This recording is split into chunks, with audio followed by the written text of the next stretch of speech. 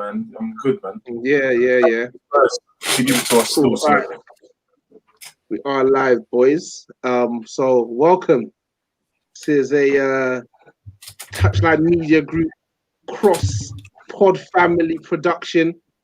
In the right-hand corner, we got the lads from Cop End. We got Julian. How you doing, Julian? I'm good, man. It's a great evening to enjoy a W with my fellow Spurs, conglomerates. So I'm happy, man. Easy days. Nothing heavy, man. We'll get into it. And brother Ellis, how are you, sir? Hello, brother. Hello, brother. Hello. Brother. Hello. On the other side, in the blue corner, we could say, or the white corner, depending on who you ask. Sai, how are you, man? Not too great, man. That was shocking. Fucking hell.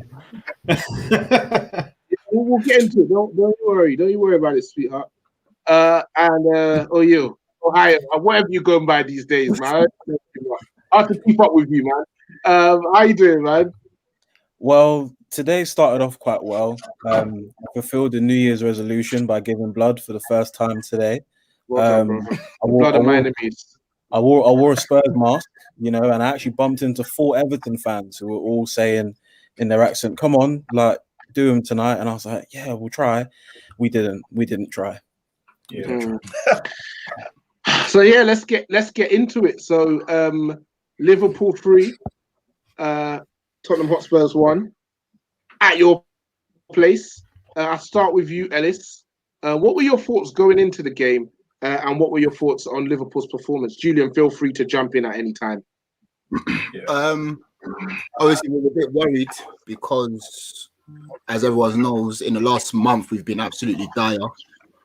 So it was a big match and a great match to respond and bounce back. I wasn't too sure what Liverpool were going to get. Rumours started coming out that Fabinho's not going to play. Yes, we started drinking more heavy. As you can see, I had my liquor ready. I was drinking heavy, bruv.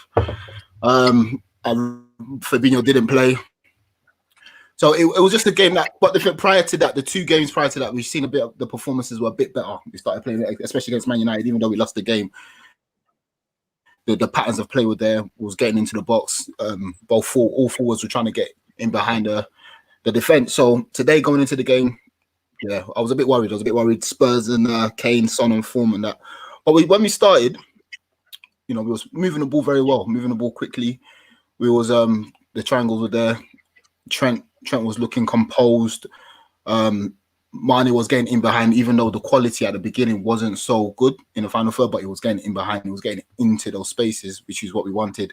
Firmino was dropping deep, linking. His hold-up play was good. First touch was fantastic. So we looked good. And Mane had a chance 2 minutes into the game where he missed. Should have done better there, unfortunately. Then Tottenham go up and one long ball through. Son goes through. Fortunately, we got the better of a VAR and it was offside. So the game was it was even for the first half. Going into it, we were going back and forth. We had majority of the ball, and Dombele was doing his thing in the midfield. It was all right. Couple shimmies here and there. He does love a shimmy, doesn't he? KNL, bro. It's like his favorite game. But yeah, he was doing his thing. And I felt that we needed a goal.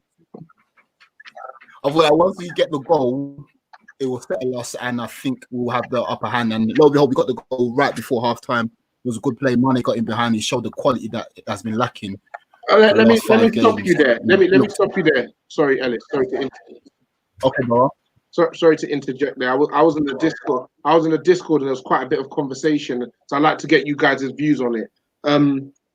How many Spurs players were at fault for the ball getting through to Firmino? I'm of the opinion that Lloris is slightly actually more to blame than Dyer there. But I'd like to go around just to hear what you guys think. Sai, what were your thoughts from that first goal? Yeah, I would say that lies more on Hugo Lloris. I think he had his concrete shoes on for that one. He could have taken one step forward and it would have cut the angle a little bit, maybe given him a better opportunity to get to the ball. And ultimately, you have to give your defender a shout at some point to let him know that you're in behind when a ball comes across the face of your goal. So I was hoping for more from Lloris. And as was mentioned on the Discord, if Dyer does take a swing at it, there's a high percentage chance that it goes in the back of the net anyway. So it's like pick your poison, isn't it? Agreed. What about you, Julian? Obviously, you don't care either way. Yeah, I'm eating. But observing, yeah. I'm gonna play it safe and actually say both. Maybe it depends on the situation of how they start with with situations like that. Maybe Lloris needs to make the call for Dyer to be a bit more sure to like at least get the ball, or make the call for himself to say, yeah, I'm gonna cover it. Or maybe Dyer just needs to instinctively just kick it out or attack it a bit strong. So yeah, man, I'll play devil's advocate and say both. But either way, we ate. So you're eating regardless, yeah. Eating regardless. Ohio, yeah. What are your thoughts, man? Sorry to ask. I just have to. I'm facilitating. I'm merely a spectator here. So you're a facilitator. You're a facilitator, and that's fine. Like I think during the Discord, I think I was more on Dyer's neck. But I think my thing with Dyer is if you don't hear a shout from the keeper and you know that Firmino's lurking, like we saw Dyer look at Firmino and he still let the ball run across. Do you know what I mean? I feel like I appreciate Sai's point about Lloris was completely rooted to the spot. But for me, I think Dyer is slightly more at fault because he knows Firmino is behind him, and I think we got the highline all wrong. I don't know who played Mane on side. Was that Dyer as well? I feel like that might have been Dyer as well. So either Dyer or Aurier, supposedly. Yeah, one of them. Like Aurier let him go a bit too easily, but then I think Dyer played him on anyway. So I think there's two Dyer mistakes in there for me. Like Lloris should have done better, yeah, but Dyer, if you know a man's behind you, you got to do something about it, man. Mm. And finally, you, Ellis, what were your thoughts on that first goal? Yeah, I thought, for me, if the ball's coming across your goal like that, I believe that the keeper should command it. He should command that. He should command whatever's happening. So if you know that your defender has an attacker behind him, you need to help him out, and you need to make an action. So I'll blame Lloris there. Yeah, very much. Dyer's reaction, from what I can see, seemed to very much be like to Lloris, like, why haven't you taken control of this situation? And he very much gave me Harry Maguire vibes in that position, where by that time it was almost too late for him to react. You saw from Jose's reaction how much of a gut punch it was, but based on what was a pretty even first half for you guys, Sai and Ohio, how much of a gut punch was that, conceding right there and then? Massive. Obviously, the disallowed goal is one thing, but Son again gets in a great position where he's got one-on-one with the keeper and shot it directly at him. So I thought we were good value for a lead at some point during that first half. So to not get that was enough of a gut punch, but conceding on the stroke of halftime basically just fucked us for the rest of the game, if I'm fully honest. Jose has this tendency to just shoot too early as well. So as soon as he feels like a game is getting away from him, he's going to start pulling and changing and tinkering. And I feel like that was the biggest indicator that, all right, cool. He had a game plan. He felt like we were decent value for it, but then he just felt plan B is what we have to go with because the game's gone now. It's a massive, massive issue. Yeah, agreed. Firmino seems to love a game against Spurs, boys. Julian and Ellis. Doesn't matter how he's playing. Seems to turn up against these lot. How good was he today? He was very good, actually. But I'm actually one of the biggest Firmino haters. I'm aware. Yeah, I still think you're the one who tweeted that mystery tweet. Now you know what? Yeah, on my life, I actually the tweet that went missing. On my life, that just went in the triangle. I don't know who. No one's admitting to it. That tweet, but on my life, it actually wasn't me. But sorry, Julian. Sorry, just Morayo, for the fans. Can you tell us this mystery tweet, please?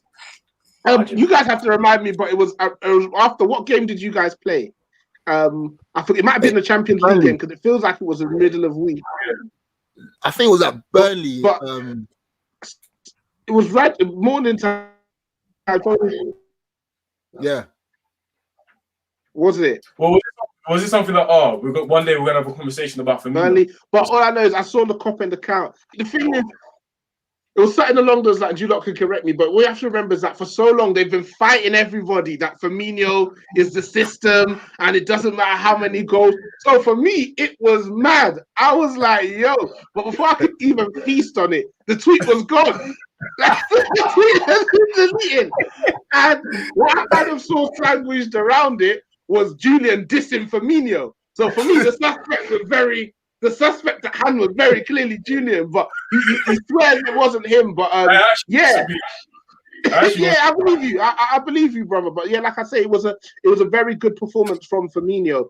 But for you guys today, Sai and Ohio, the amount of mistakes, man, the amount of mistakes and how much you gave the game to Liverpool. I'm with Ellis and Julian. I believe that Liverpool were definitely going for a rocky period, and this was an opportunity for us. Well, when I say us, is everybody Liverpool considers their rivals to kind of gut them. Basically, I feel like a loss today would have really put them in a position where they would have been really taking a good look at themselves, and that hasn't happened. Yeah, I don't want to use the word Spursy. Yeah. I don't want to use it.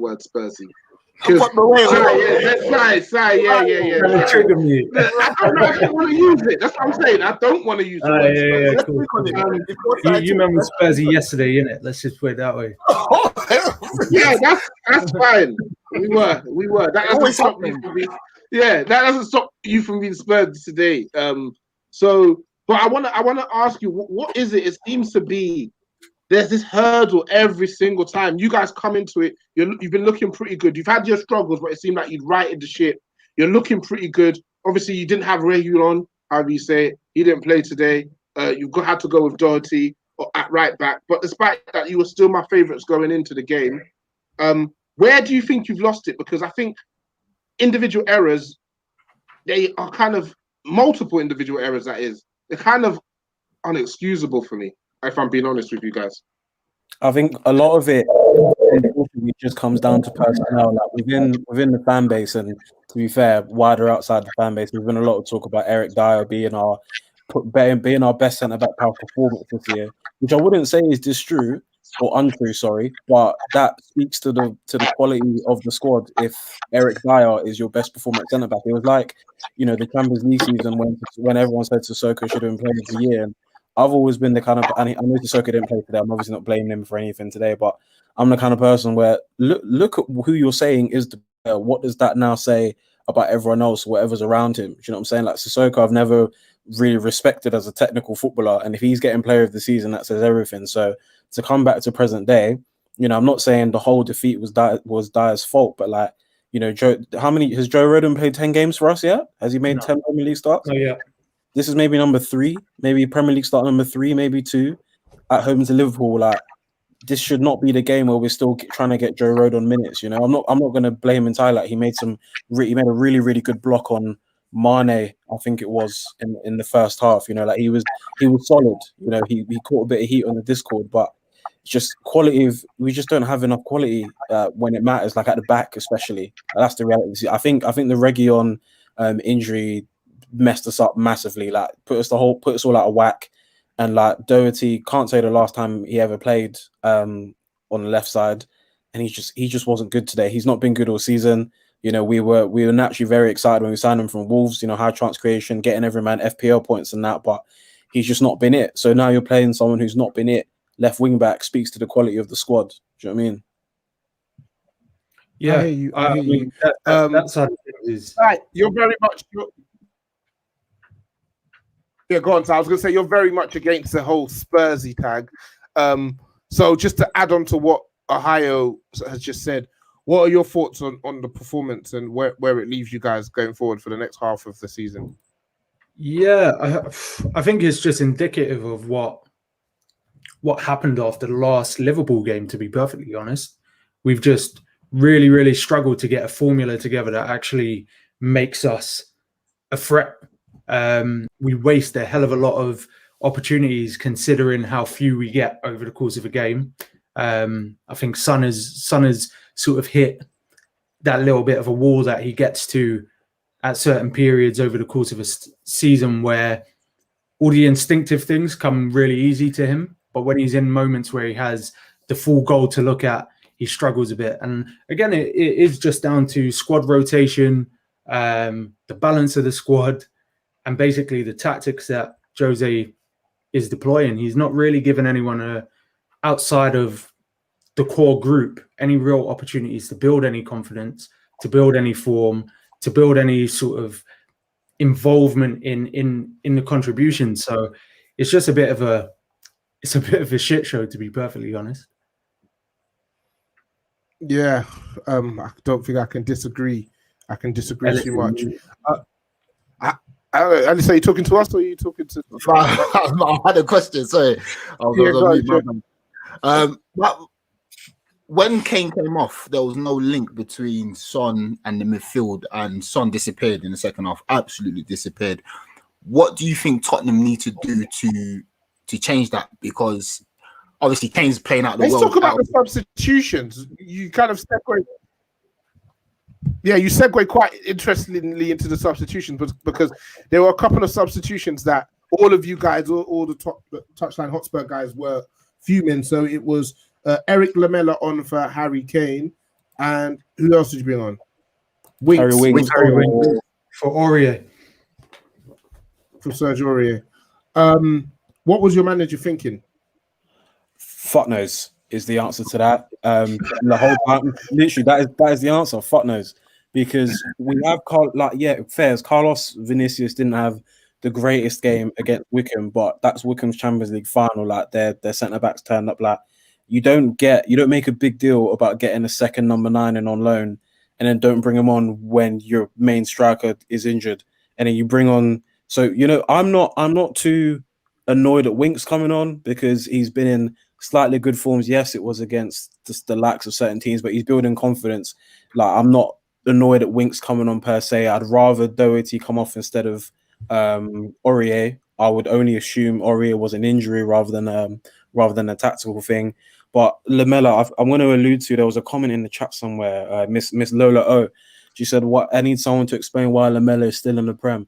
Miss Lola, I don't fucking know what the answer to that either is, to be honest, because Eric Lamela has been stealing a living for 7 years. This man was part of the Bale. This guy came to replace Gareth Bale and is still here when Gareth Bale has come back. This guy's been wearing it. He's been living off a Rabona for about 6.5 years. I don't know if it's the Argentinian passport, if he was at Messi's baptism. I don't know what it is. Obviously, he's younger than Messi, so that doesn't really matter, but you get what I mean. He gets a nosebleed every time we get to the final third. He does one roll, gets away with maybe half a nutmeg, and then loses the ball. This happens every single game. So if Kane is probably our top or second best creator when he's on the pitch and he comes off, why are you bringing on somebody who is physically incapable of finding a pass in the final third every single game he plays? I just don't get it. Yeah, I was going to say with Tottenham, they desperately need a plan B. It's plan A or bust. If the Kane-Son link-up doesn't work, even though they was able to get a goal today from an absolute screamer, Jose Mourinho's got to have way more in his locker than just trying to get the Kane doing Kane and Son or bust, because literally when Kane came off of an injury at half time, they looked a game. That was a game, to be honest with you.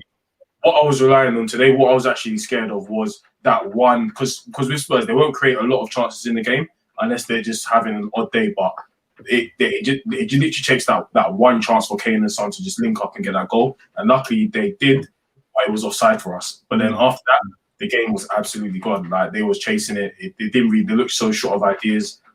If a goal came, I would have genuinely been surprised. Even though it did happen with Højbjerg, I would have genuinely been surprised in that second half if Spurs scores. And that's actually crazy that I'm saying that, coming off an away game where you guys were at home. Yeah, and even then. Oh, sorry, Morayo, before you. Yeah, even then, when that first chance, when the Son goal came, that was disallowed.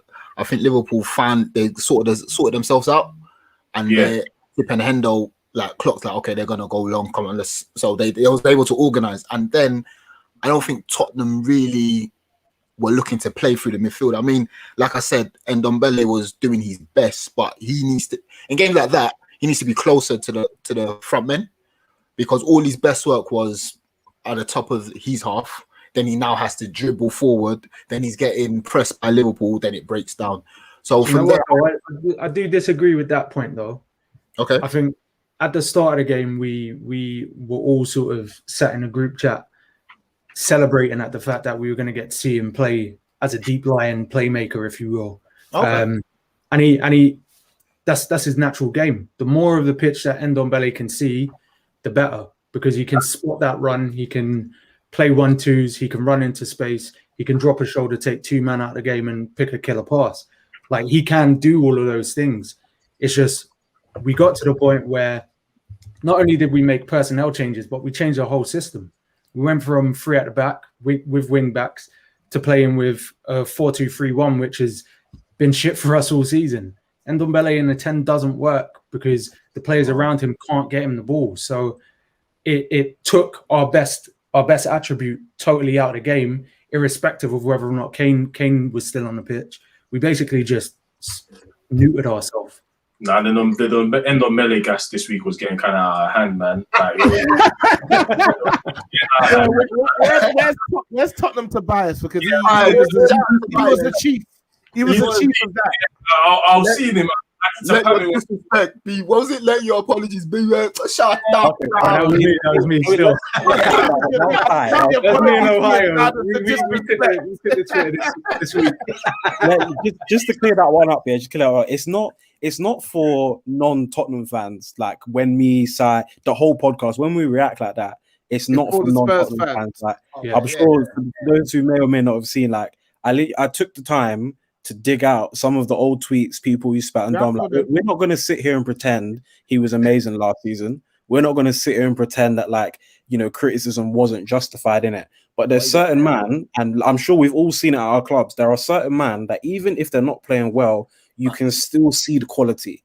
Do you know what I'm saying? And like, I genuinely think it was at 80% of our fan base, at least on Twitter, and probably most of those off Twitter anyway, they had this belief that Ndombele had nothing. Like, even games where he would probably maybe drop a 4 out of 10, but he would have like a couple 8 out of 10 moments. They'll pretend he's not done anything. They'll pretend he's not done anything the whole season. And they're there saying like they have Lamela as a fan favorite, Sissoko as a fan favorite. They have all these players that have been so poor for so long. And we get someone who was bossed Man City's midfield twice in the Champions League. And he's like, we've said, people coming at us like, how are people pretending that they knew Ndombele was a baller this whole time? It's like, because we have fucking eyes. That's why. Like, that's enough said on that one. Just for the jury. It's not for people like, because Morayo, Ellis, Julian, I'm sure you man could see he had the quality, and I appreciate. Yeah, we know what he's about. He's done this thing. I appreciate from an outside view. It's just the gas after a win against Wickham, which I was like, whoa, like, what is this? What did I miss something? Are Wickham like Champions League winners, or are they like? They've got a really long-serving manager. Like, they're dire. You know what I mean? Just after a win against Wickham, bro, I couldn't believe it. Listen, we gotta take the celebrations where we can get them, because we can get them, brother. May the celebrations be as loud as the Spursiness. But anyway, let's talk about some of the performances from some of the players out there tonight. I'm going to start with a certain Sadio Mane. He's had a difficult season, I think we'll all agree. Not up to his usual standards, but I thought today he was very good. He started very lively, and he dealt with Spurs to the tune of an assist for Firmino, and obviously he grabbed the third goal via Big Joe Rodon. So from you guys' perspective, how much of that was Mane having a good game, and how much was that Doherty just having a bad game? I'll start with you here, Ellis. I was kind of frustrated with Mane first half. First 20 minutes, his first touch was off. He had a couple chances where usually he takes them, he snatched at his chances. His dribbling was a bit inconsistent, but he grew into the game. I think it was a mixture of both, Morayo, to be honest. It was Mane growing into the game and taking the game by the scruff of it. I was just Doherty not being able to play that position. Firstly, then when you got someone like Mane running at you, when you can't play that position, it's long. It's a long, long day. So I think it was a mixture of both. Yeah, like I said, he hasn't been playing well this season. He's played well in patches. So you have like 1-2 good games, then the next 4 games is bad. So an unformed Mane is an unformed Liverpool. If the whole front three is on form, Liverpool is on form. But towards the end of the game, he played well, man. His touches got better. He was dribbling. He was more aggressive. The finish for his goal was fantastic. In the final third, he looked more composed. So that's the money we want to see, and that's the money everybody knows about, isn't it? Cool. Yeah. Do you echo those sentiments, Julian? Yeah, Mane was very good today. Very good. I feel like even when he's been quite poor, he's kind of always been an active player on the pitch. Like, I don't want to make this a Man United thing, but I think it's quite the opposite with Martial, where Martial just doesn't look like he wants to. Even listen, mate. Listen. You just played Spurs. Thank you. There's so many other players. I'm not gonna. Yeah, I'm facilitating, but I'm not just gonna let you run roughshod. You're not just gonna run wild. I'm just trying to continue. Like, even when Mane's been poor in previous weeks, he actually still gets on the ball, tries to look like he wants to make plays, tries to look like he wants to run with the ball, attack the defense, and he's a bit more aggressive. But I think there's just the final touch or the final ball that is what lets him down. But today he managed to actually match that intensity and that aggressiveness with actual productivity. So yeah, man, I thought that, and also Doherty made it really easy for him as well, even though he's been off form. So yeah, man, Mane, big props to him. He was one of the standouts today. Him and Trent. I was about the next Liverpool player I was about to ask about. On Liverpool's side, obviously you've got the standouts, and your guys' side, not so much. The inverse of that battle, Doherty. Yeah, what are your thoughts? Where do you go with him? How much of a liability is he to the team at present? Sai. Listen, when we were linked with him, guys were saying that we needed to get rid of Aurier and put that money into some other area of our squad. Aurier has been by far one of the best right backs in the Prem this season. Doherty can't lace his boots. He can't lace his boots. There's not one thing that Doherty actually does better than Aurier at this moment in time, or at least not for Spurs. Yeah, between him and Rodon today, it was just a bit of a shit show, to be perfectly honest. Like, you got one guy that's totally anonymous in Doherty, and the other guy giving futsal assists to Mane for the second goal. It's just like both of them just aren't at present showing enough to justify being in the first 11. Yeah. And the next guy I wanted to ask you guys about was Trent. Ellis, what were your thoughts on Trent today? Great finish. Yeah, lovely finish, man. You know what he's about, man. The technique was there. I think it was very, very. It was a composed. It was mature. It was a mature performance. We didn't see him going gung ho, but when he did go forward, he used the ball very well.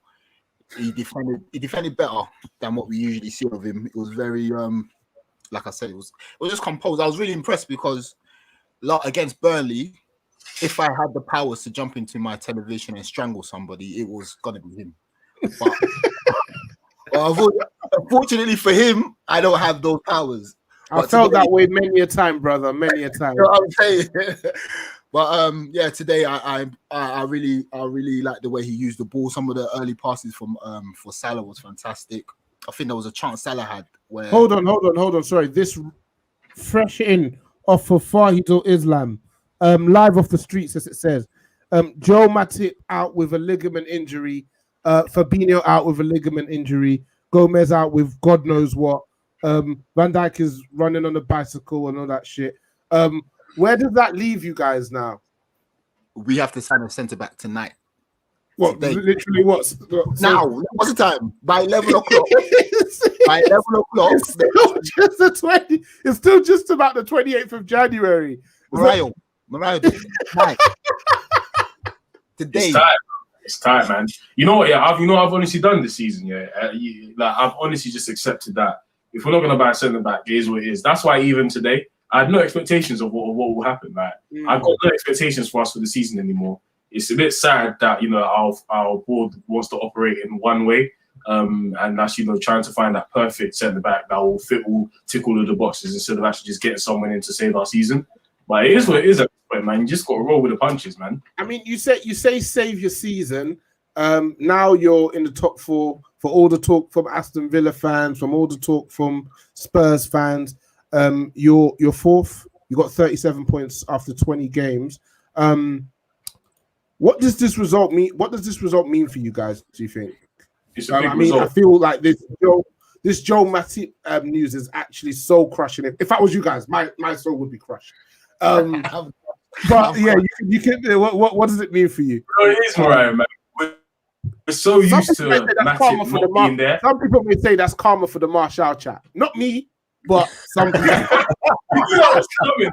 He came on that was coming, but you know, it is a fact. It's like, what can we do in it? Like this guy, even when he's there, Klopp said it himself. Even when he's there, we can't even consider him to be there because there's always going to be something that's going to come up with an injury. So that's why I'm like going into the season with 3 centre backs. Basically came in with 2.5 because Matip, he can't get a good run of games together for us to even consider him a mainstay in the team. So it's sad, man. Like it is what it is. You just got to roll with it. His ligament, bruv. God knows. He's got the body of a biscuit. Bruv, biscuit. A prawn cracker, not a biscuit. Okay, and on the other side of the aisle, what does this mean for you guys? It's been an interesting season, Sai or Hio. Obviously, Sai, we're on the Discord. We speak pretty much every day in some way, shape, or form. You're pretty bullish early on in the season. Even through a bad patch, you remain bullish. 20 games in, where's your head at? What do you think is next? What are your expectations for Spurs for the rest of the season? I think the targets has always been and will continue to be top 4. Doesn't matter who you spoke to originally. Everyone likes to do that. Oh, but you said you were going to win the league. We never said that. The wider Tottenham base like to do that sometimes. We've got. I think at the end of the day, at the end of the day, if you meet your objectives, you had a quote unquote successful season. So if we come 4th, I'll be content. You know what I'm saying? 'Cause that's what we set out to do. I'm not going to be mad buzzing if we get that. But I think it's not just in terms of achieving the objective. I think on the pitch, stuff has to change. These individual errors, they have to start getting stomped out. It looks like Kane's going to be out for a couple of weeks because I actually noticed the first contact with Thiago, I think it was his right foot, and then the next contact was his left foot. So it's actually both ankles that he hurt. So it's gonna. I think we might lose Kane for a month, 3 weeks minimum. But yeah, it's the individuals that need to get knocked about. Certain man like Doherty need to step up. Again, chat about Dyer. You can be our best centre back, but it's these moments that Dyer has. They need to get stomped out. People just need to fix up, man. Really fix up. We need to do our bit in the cup as well. People doing this thing. It's oh yeah, we're a couple points off top, and then we're in this round of this cup, and that round of this cup, and this round of that cup. It's yeah, but that just means we've got more games and we don't look convincing in many of them. Do you know what I mean? It's about actually having some conviction. And after, Brighton away is not going to be a piece of piss. Graham Potter likes to play some nice ball. We got Chelsea coming up. We got City coming up in the league in the next couple of weeks. We just really need to show what we're about. After in the next 3 weeks, we'll really, really see what Spurs are about this season. How achievable is that without your best player? A lot less. Actually, Ty, you go. I'm not too concerned about Kane. I can't lie. I think we get to a similar stage every season where Kane gets injured. It's inevitable. It's like Thanos. We just know it's going to happen. So for me, it gives an opportunity for certain other guys to step up and start to play themselves into a bit of form. I think we need that more. So I think for all intents and purposes, I need to see Vinicius get a run of games. There's no point him scoring in cup competitions, FA Cup against Wickham or Europa League against some farmers from Bulgaria. It doesn't do anything for the longevity of our season other than, as Ohio said, give us more games. So Prem is bread and butter. Guys like Bergwijn need to step up. I've been putting my Bergwijn cape on, doing the celebration, all of that shit for absolutely nothing this season. He needs to step it up. Bale, you come back home, you do nothing. You score in 4 competitions, but none of them are really meaningful. these things need to change, and we need to find a system that is a bit more plug and play. As these guys alluded to earlier, like we shouldn't just be relying on Kane pinging to Son or Son squaring to Kane. It needs to be a bit more diverse. We need to practice some patterns of play with the rest of the guys and really get to balling. Well, I can only speak from experience, but your manager is Jose Mourinho. Ain't gonna happen. That's basically what I was alluding to, but you knew that already. Before I ask, those of you who are listening, can we get some listeners' questions firstly? Can you subscribe to the channels Cop End and Touchline Hotspurs? Like, share this live episode, and yeah, if you ask some listeners' questions, I'll make sure to ask the guys who are on the live now. But yeah, Liverpool guys, what next for you? West Ham Sunday. It's gonna be a tough No, game. one game at a time, yeah. Literally, bro. I'm not gonna lie, it's West Ham, because there's no point in beating Spurs and beating them well, then you get a shit result against West Ham. You know what I'm saying? So actually, before all of that, I need a centre back announced today. So yeah, that's what's next for me, innit? Julian, what's next for you, bro? Yeah, man, I can't lie. I'm taking it one game at a time. Like, proud and passionate, yeah. I'm proud at the moment, bro. I'll be honest. Look around us. You gotta take it one game at a time, man. Like, with no centre backs, there's no guarantees of how these games can go. Like, I don't think the reliance on Phillips and Williams will see us through the season to a level that I would want us to be at. But yeah, hopefully, I'm not even going to say hopefully because I don't think it's going to happen, but a centre-back may come through in the next couple of days. I doubt it. But next game is West Ham. They've been in form. They've nicked a few wins. They're very physical, so they could give our defence a few problems. So, yeah, man, just got to hope for the best and just ride out for the rest of the season. Okay. First question is from Fahi. Thoughts on Thiago being pushed 15 yards further forward? For you guys. That's what he wanted. That's what I personally wanted. Even when he came into the club, I thought that he was a better 8 than he's a 6. So we call that unlocking Thiago. Leave that for your boy, innit? I'm not gonna say no. You know what I'm talking about, innit? I haven't got a clue, mate. But continue. No, but yeah. Obviously, he had to do a job in 6 because Fabinho was playing at centre back. But I feel that he's one of the, obviously he's a player who passes the ball very well and he's very intelligent, and you want him getting closer to the forward. In this league, as Julian's gonna say, I don't think he has the physical capability to play as a 6. He's not quick enough. I won't say he's not weak or anything, but I don't think he's not strong enough to like rise certain challenges. That's for me.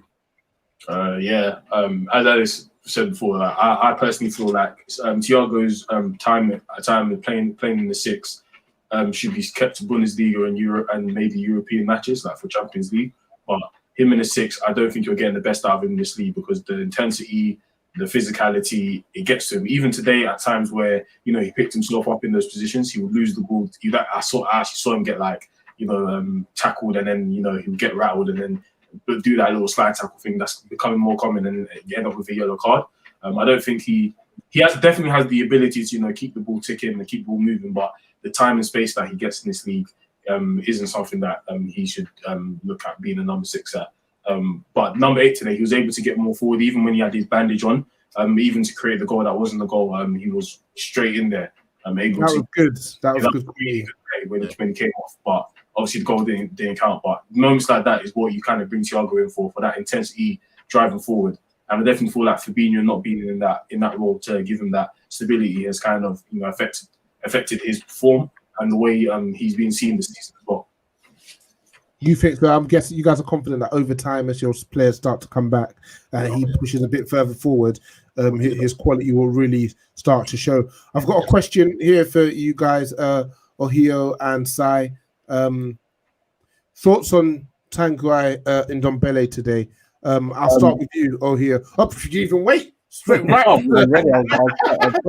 You rose up. All right. Ready. Yeah. No. First half, I thought it was very, very good. You know, I've been listening to a lot of courtside, so certain vocab is coming into me. So I felt like he was hooping and had a couple handles. You know, there were some handles. You know, he had a couple handles. He put Milner on skates. He was putting Thiago on skates. I was loading up an agenda for Ndombele Thiago at one point, but it didn't really matter because we lost. But yeah, I think for Son's offside goal, you know, he had a really, really nice bit of play, extremely press. Even Tongi on a bad day is still very press resistant. So Tongi on a good day is extremely press resistant.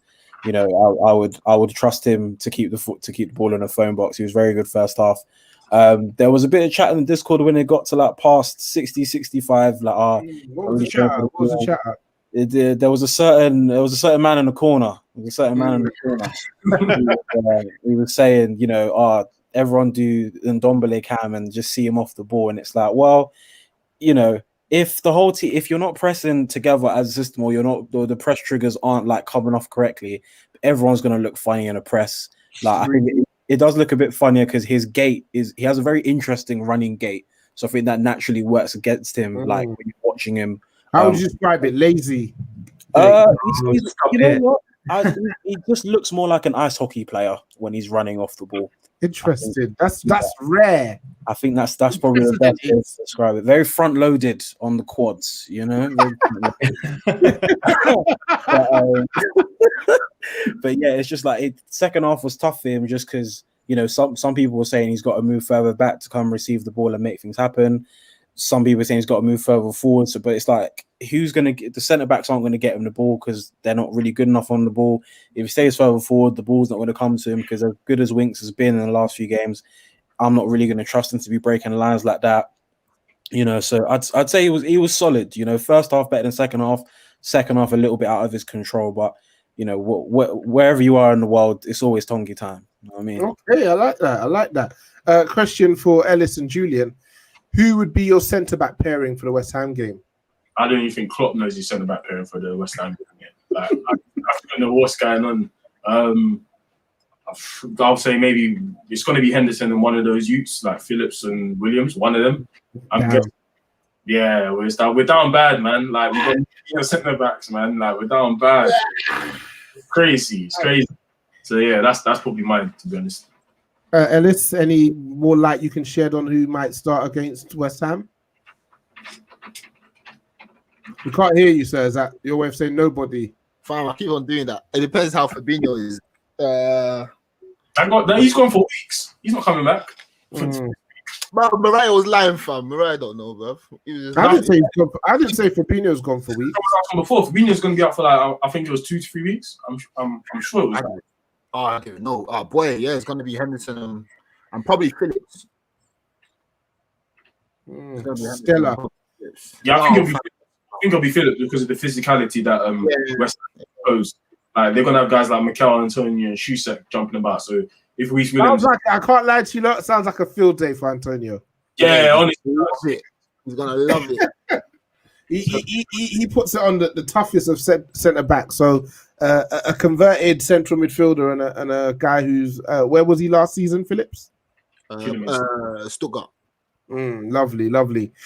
Should be an interesting one. I know you've kind of given your overview of this already, Si, but specifically, who are you looking to come in? This is an answer to Owen's question. So Marino just declared Kane out for a few weeks, just like you said, Ohio. What's the short-term solution? Dele Alli up top? Do you know what? I genuinely wouldn't be opposed to that because we basically just need to play a bit more fluid.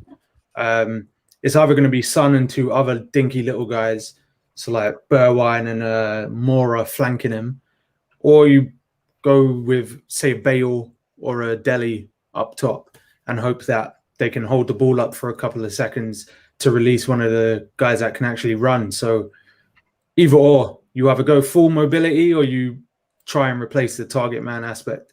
But I don't think Vincent, Carlos Vinicius, whatever Janssen his name is going to get a run out, to be perfectly honest. So you're a nasty guy, man. Cool. Nice one, boy. Mate. So with that, we've come to the end of our show. I appreciate your time, especially the Spurs lads. I know how, speaking from experience from yesterday, I know how tough it can be right after. I was going to bed, mate. I know how tough it can be. Gonna sleep like a walking, mate.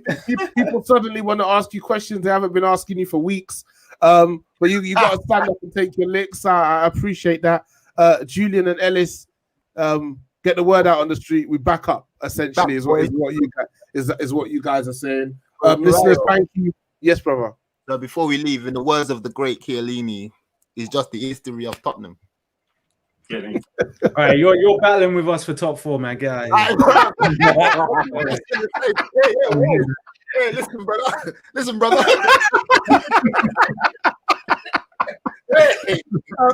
I guess it's very much contingent on you guys signing a centre back. But for our listeners, thank you for your time. Like I said, subscribe to the Spurs YouTube channel, subscribe to the Liverpool YouTube channel. Check out Touchline Hotspurs. This week's one promises to be interesting, to say the least. I'll be tuning in. So let's take a listen of Cop End. I know those guys seem to be putting out a Patreon piece. It feels like every day you guys have got something coming out. Keep up the good work. And with that, lads, stay safe. Have a nice evening. Si, have a nice sleep, bro. Take care, man. Peace, man. Crying to my pillow.